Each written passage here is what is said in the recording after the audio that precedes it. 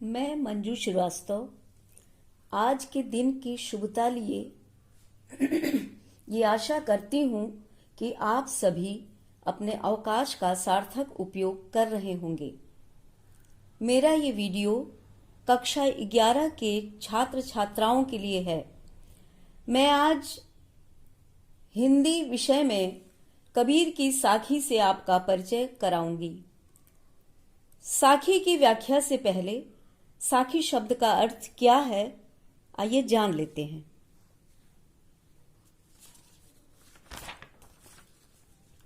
साखी साक्षी शब्द का विकृत रूप है। साखी साक्षी शब्द का ही विकृत रूप है। इसमें दो शब्द हैं, स और अक्षी।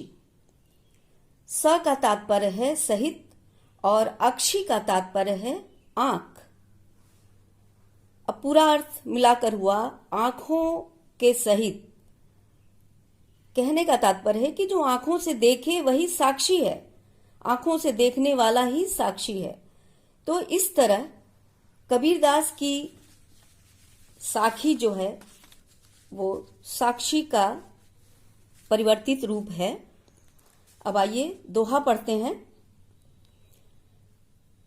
दीपक दिया तेल भरी, बाती दई अघट, पूरा किया बिसाहुड़ा, बहुरी न आओ हट। पुनः मैं पढ़ती हूं इसको। दीपक दिया तेल भरी, बाती दई अघट, पूरा किया बिसाहुड़ा, बहुरी न आओ हट। इस साखी को पढ़ने के पश्चात इसमें आए हुए जितने कठिन शब्द हैं, पहले उसका अर्थ आप जानिए। तो अर्थ में बता रही हूं।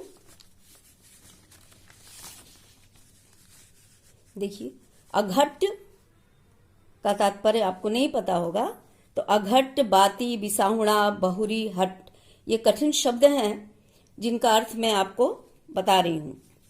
अघट का तात्पर्य है जो कभी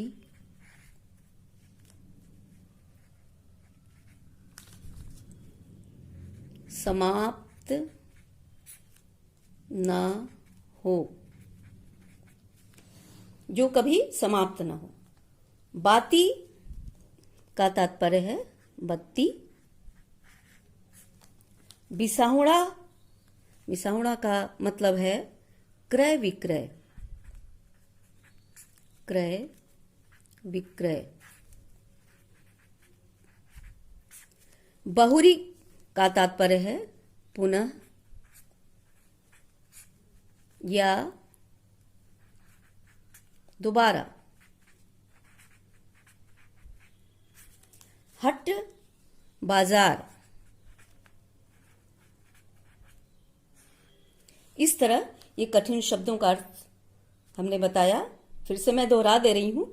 अघट का तात्पर्य है जो कभी समाप्त न हो। बाती बत्ती, बिसाहुड़ा क्रय विक्रय का व्यापार है। बहुरी पुनः या दोबारा, हट बाजार। शब्द अर्थ के पश्चात आइए चलते हैं संदर्भ प्रसंग की ओर। कठिन शब्दों का अर्थ आपने जान लिया। अब इसके बाद क्रमशः संदर्भ और प्रसंग की मैं बात करूंगी। अब संदर्भ, सबसे पहले संदर्भ देखते हैं।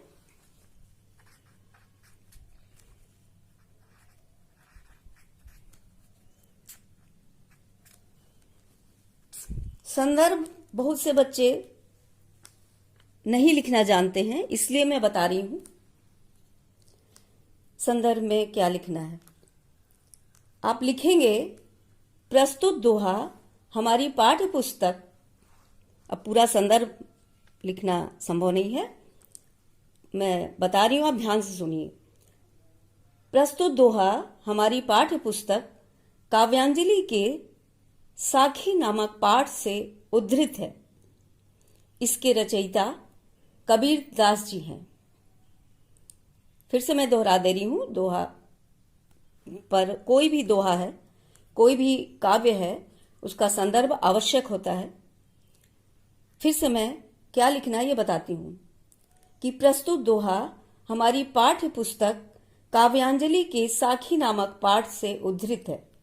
इसके रचयिता कबीरदास जी हैं। अब प्रसंग पर चलते हैं। प्रसंग,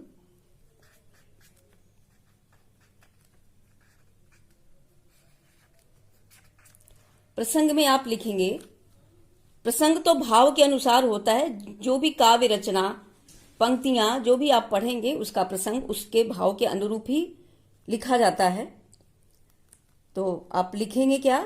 प्रस्तुत साखी में कबीरदास जी ने गुरु द्वारा प्रदत्त ज्ञान से स्वयं के परिष्कृत व्यक्तित्व को परिभाषित किया है। प्रसंग क्या है कि गुरु द्वारा प्रदत्त ज्ञान से स्वयं के परिष्कृत व्यक्तित्व को कबीरदास ने परिभाषित किया है। अब संदर्भ प्रसंग की बात हो गई। आइए चलते हैं अब फिर अर्थ की ओर। लेकिन अर्थ बताने से पूर्व मैं आपको इस साखी में जो छुपे हुए प्रतीक हैं उन प्रतीकों को इस चित्र के माध्यम से मैं बताती हूं। ये देखिए चित्र है, ये दीपक। कबीरदास ने शरीर को ही दीपक मान लिया है। जैसे दीपक में तेल और बत्ती, ये दोनों उसकी आवश्यकता होती है दीपक की, और वही इन बत्ती और तेल से ही संपूर्णता को प्राप्त होता है, उसकी गुणवत्ता बढ़ जाती है। तो यहां कबीरदास ने शरीर रूपी दीपक लिया है। ये दीपक हमने बनाया हुआ है, देखिए ये शरीर रूपी दीपक है, ये लिखा है।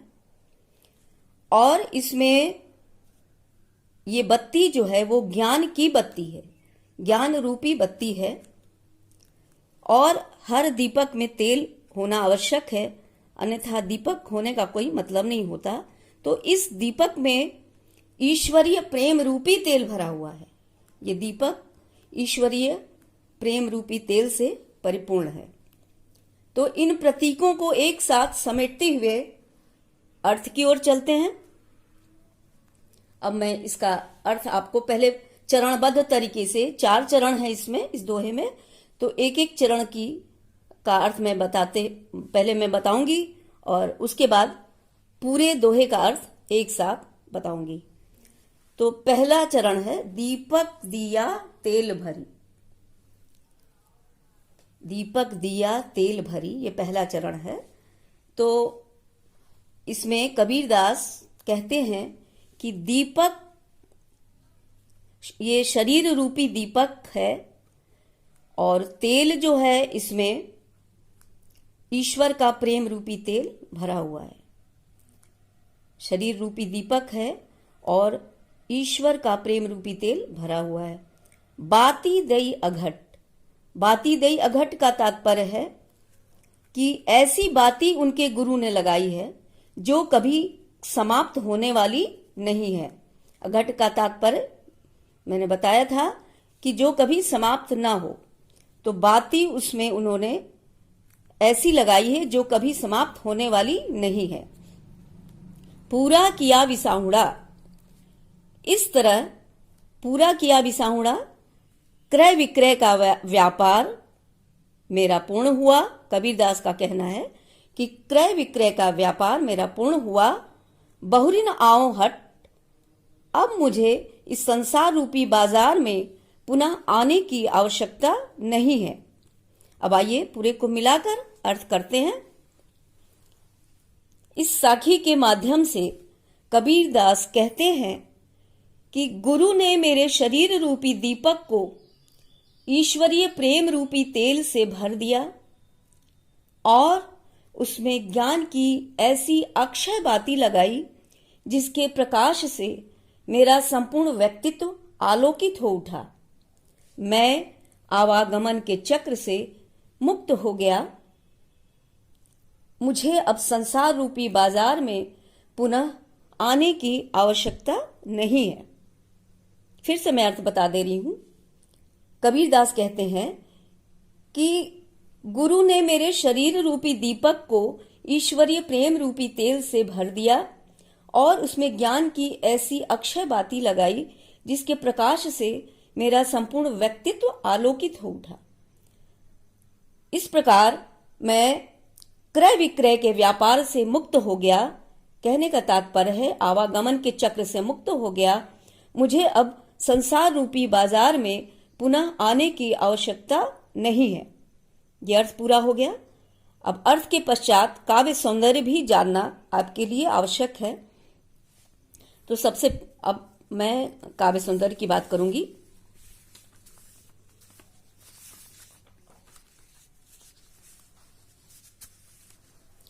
काव्य सौंदर्य में आप जानते हैं कि कबीरदास की भाषा सदुक्कड़ी थी। चूंकि पढ़े लिखे नहीं थे तो तमाम भाषाओं का मिश्रण था उनकी भाषा, इसलिए उनकी भाषा को सदुक्कड़ी नाम दिया गया है। तो ये कबीरदास की भाषा जो है वो सदुक्कड़ी है।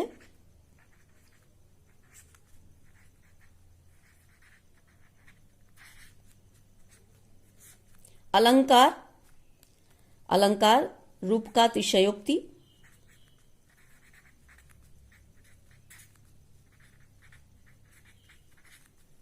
रूप का अतिशयोक्ति। अलंकार है रूप का अतिशयोक्ति। रस शांत, गुण प्रसाद, शब्द शक्ति लक्षणा, छंद दोहा,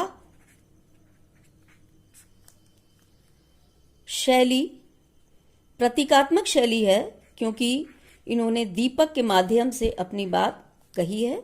प्रतीकात्मक। और वैसे मुक्तक शैली भी आप कह सकते हैं। मुक्तक तो है ही है, मुक्तक। तो आज ये एक साखी का पूरा अर्थ व्याख्या संपूर्ण हुई। धन्यवाद।